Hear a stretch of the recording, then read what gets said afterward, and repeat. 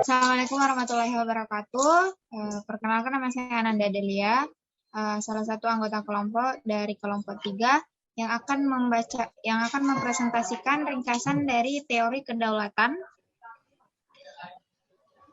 di mata kuliah ilmu negara. Sebelumnya izinkan saya perkenalkan untuk teman-teman saya, yakni ada Indah Almira Jamaludin dan Nurhalisa Faisal. Langsung saja saya mulai dari pengertian teori kedaulatan. Teori kedaulatan, teori adalah kekuasaan tertinggi atau wewenang dalam suatu negara di dalam sistem pemerintahan. Secara etimologi, kedaulatan artinya kekuasaan tertinggi yang diambil dari bahasa Arab, yaitu daulah, yang artinya sebuah kekuasaan, sedangkan dalam bahasa Latin yaitu supermis atau tertinggi. Secara harfiah, teori kedaulatan adalah kekuasaan tertinggi atau wewenang dalam suatu negara di dalam sistem pemerintahan. Adapun kedaulatan mengandung 3 makna, yakni yang pertama, kemerdekaan. Artinya negara itu bebas dan tidak tergantung pada atau terikat oleh apapun juga atau siapapun juga. Negara bebas untuk berbuat atau tidak berbuat sesuatu dan berhak menentukan sepenuhnya nasib sendiri. Yang kedua, kuasa tertinggi. Artinya tidak ada kuasa di atas kuasa negara. Siapapun atau kuasa apapun harus tunduk pada kuasa negara. Yang terakhir, kekuatan. Artinya kemerdekaan dari kekuatan itu harus mempunyai kekuatan. Kekuasaan dan kemerdekaan tidak hanya cukup pada pernyataan dan pengakuan saja, tetapi harus terbukti bahwa ia benar berlaku, ditaati, dan diakui oleh semua rakyat. Selanjutnya mungkin akan dilanjutkan oleh Indah Almirah. Silakan. Baik, di sini saya akan melanjutkan dari pemateri pertama. Ide kedaulatan pertama kali dikemukakan oleh Jean Bodin, sarjana dari Prancis, dalam bukunya berjudul Six Book Concerting on the Stage.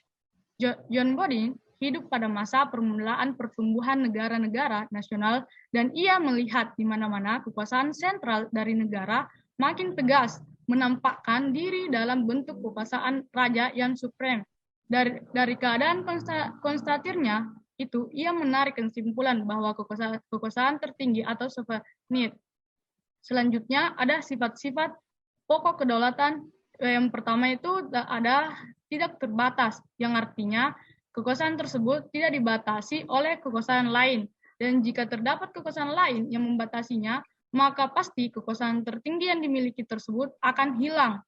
Dan yang kedua ada permanen, yang dimana yang diberikan kekuasaan tersebut akan tetap berdiri, walaupun pemerintah atau pemerintah kedaulatan telah berulang kali berganti.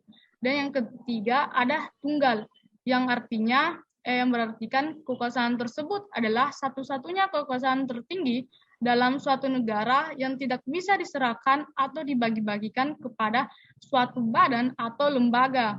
Dan yang terakhir ada asli, yang berartikan bahwa kekuasaan tersebut bukan berasal dari kekuasaan pihak lain yang kedudukannya lebih tinggi. John Locke pernah berpendapat bahwa negara dibentuk dengan melalui perjanjian masyarakat. Sebelum membentuk suatu negara, manusia hidupnya sendiri-sendiri dan tidak ada peraturan yang mengikat. Yang mengikat mereka untuk memenuhi kebutuhannya, maka mereka mengadakan suatu perjanjian membentuk suatu negara. Perjanjian tersebut disebut dengan perjanjian masyarakat atau kontrak sosial. Para ahli tata negara dalam hukum menjelaskan tentang sumber legitimasi kekuasaan tertinggi melalui beberapa teknik. Yang pertama, teknik doktrin, ajaran, dan teori kedaulatan. Menurut para ahli tata negara dari Prancis, pada tahun 1500-an terdapat 4 sistem kedaulatan, yaitu asli, permanen, tunggal, dan tidak terbatas. Ada beberapa macam teori kedaulatan yang ada di dunia ini yang disampaikan oleh para ahli kenegaraan. dalam filsafat politik pada tahun 2015. Karya Budiono Kusumo Homijojo, teori tersebut teori kedaulatan dibagi berdasarkan sejarah asal mula, yang diantaranya yang pertama ada teori kedaulatan Tuhan, yang dimana teori ini merupakan teori kedaulatan yang pertama dalam sejarah. Teori ini mengajarkan bahwa negara dan pemerintah mendapat kekuasaan tertinggi dari Tuhan sebagai asal mula sesuatu. Menurut teori kedaulatan Tuhan, kekuasaan yang berasal dari Tuhan itu diberikan kepada tokoh-tokoh terpilih yang secara kodrati ditetapkannya menjadi pemimpin negara dan berperan selaku wakil Tuhan di dunia. Teori ini umumnya dianut oleh raja-raja yang mengaku sebagai keturunan dewa. Di antaranya ada Raja Mesir kuno, Kaisar Jepang, Kaisar Tiongkok, Raja Belanda, dan Raja Ethiopia. Di mana teori ini dipelopori oleh beberapa tokoh seperti Agustinus pada tahun 354 sampai 430 dan Thomas Aquino pada tahun 1215 sampai 1274, dan ada F. Hegel pada tahun 1770 sampai 1831, dan yang terakhir ada F. J. Stahl pada tahun 1802 sampai 1863. Dan yang kedua ada teori kedaulatan raja, di mana pada abad pertengahan teori kedaulatan Tuhan berkembang menjadi teori kedaulatan raja yang mengandung makna bahwa raja bertanggung jawab terhadap dirinya. Kekuasaan raja berada atas konstitusi. Seorang raja bahkan tidak perlu menaati hukum moral agama. Justru karena statusnya sebagai representasi atau wakil Tuhan di dunia, maka pada saat itu kekuasaan raja berupa tirani bagi rakyatnya.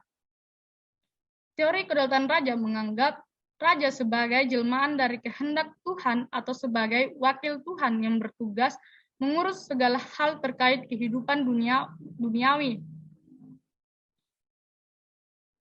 Kekuasaan tertinggi berada di tangan raja. Raja berkuasa secara mutlak dan absolut, sehingga apapun bisa dilakukan oleh raja, baik bertindak tirani maupun tidak tunduk pada konstitusi.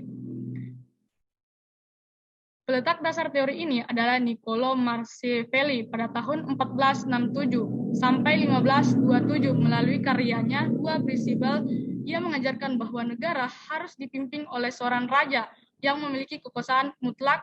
Sementara itu, John Bodin mengatakan bahwa kedaulatan negara memang dilambangkan dalam pribadi raja, namun raja harus menghormati hukum kodrat, hukum antar bangsa, dan konstitusi kerajaan. Mungkin bisa dilanjutkan oleh Nurhalisa Faisal. Selanjutnya, di Inggris, teori ini dikembangkan oleh Thomas Hobbes 1588 sampai 1679 yang mengajarkan bahwa teori kekuasaan mutlak seorang raja justru diperlukan untuk mengatur negara dan menghindari homo homini lupus. Teori kedaulatan raja beranggapan bahwa kekuasaan tertinggi terletak di tangan raja. Akhirnya, raja yang berkuasa berlaku sewenang-wenang. Negara yang menganut teori ini adalah Malaysia, Brunei Darussalam, dan Inggris. Teori ini dipelopori oleh Niccolo Machiavelli tahun 1467 sampai 1527. Melalui karyawan Dua Prinsipal, Niccolo berpendapat bahwa sebuah negara harus dipimpin oleh raja yang berkekuasaan mutlak. Yang ketiga yaitu teori kedaulatan. Menurut teori kedaulatan, negara kekuasaan tertinggi terletak pada negara. Sumber kedaulatan adalah negara yang merupakan lembaga tertinggi kehidupan suatu bangsa. Kedaulatan timbul bersama dengan berdirinya suatu negara. Hukum dan konstitusi lahir menurut kehendak negara dan diabadikan kepada kepentingan negara. Penganut teori ini melaksanakan pemerintahan tirani. Hal tersebut terbukti melalui sikap kepala negara yang bertindak sebagai diktator atau kepala pemerintahan yang mempunyai kekuasaan mutlak. Dalam teori ini, suatu negara berdaulat penuh dan menjadi lembaga tertinggi dalam kehidupan masyarakat. Para pemimpin yang diktator merupakan perwujudan teori kedaulatan negara dengan menerapkan sistem pemerintahan tirani. Negara yang menganut teori ini seperti Jerman saat dipimpin Hitler, Rusia saat dipimpin Stalin, dan Perancis saat masa pemerintahan Raja Louis IV. Teori ini juga dianut oleh beberapa tokoh terkemuka seperti Jean Bodin tahun 1530 sampai 1596, F. Hegel 1770 sampai 1831, Guy Jelinek tahun 1851 sampai 1911, dan Paul Laban tahun 1879 sampai 1958. Yang keempat, yaitu teori kedaulatan hukum. Teori kedaulatan ini menjelaskan bahwa kekuasaan tertinggi patuh dan tunduk pada hukum. Hukum memiliki derajat tertinggi dalam kekuasaan dan dipandang sebagai sumber dari segala kekuasaan dalam negara. Hukum bertindak sebagai panglima dalam kehidupan negara, sehingga hukum harus ditegakkan serta penyelenggaraan negara harus dibatasi oleh hukum yang berlaku. Semua warga negara dan pemerintahan wajib menjunjung tinggi hukum seperti menghormati hukum dan mematuhi hukum yang berlaku. Pelanggaran terhadap hukum akan diberikan sanksi sesuai peraturan yang ada. Kekuasaan hukum merupakan kekuasaan tertinggi dalam negara. Hukum bersumber dari rasa keadilan dan kesadaran hukum. Negara melindungi hak-hak warga negara dan mewujudkan kesejahteraan umum. Pelopor teori ini adalah 1. Hugo de Groot, 2. Krabbe, 3. Immanuel Kant, 4. Leon Duguid. Next. Yang kelima, teori kedaulatan rakyat. Teori kedaulatan rakyat beranggapan bahwa rakyat merupakan kesatuan yang dibentuk oleh suatu perjanjian masyarakat. Kemudian, sebagai pemegang kekuasaan tertinggi, rakyat memberikan sebagian kekuasaannya kepada penguasa yang dipilih oleh rakyat, dan penguasa tersebut harus melindungi hak-hak rakyat. Teori kedaulatan ini memiliki kekuasaan tertinggi berada di tangan rakyat. Oleh karena itu, legitimasi atau pemilihan wakil rakyat dalam pemerintahan berasal dari rakyat. Teori ini menerbitkan kepada analogi dari rakyat untuk rakyat dan oleh rakyat, yang artinya rakyat memberikan kekuasaan para wakilnya yang menduduki lembaga eksekutif maupun legislatif untuk melindungi hak-hak rakyat serta bisa memimpin rakyat. Dalam prakteknya, teori ini banyak dianut oleh negara demokrasi seperti Indonesia, Amerika Serikat, dan Perancis. Pencetus teori ini dikemukakan oleh beberapa tokoh seperti Gigi Rousseau, Johannes Althusius, John Locke, dan Montesquieu. Baik, sampai di materi terakhir, yakni teori kedaulatan rakyat. Selesai sudah presentasi dari kelompok 3 tentang teori kedaulatan.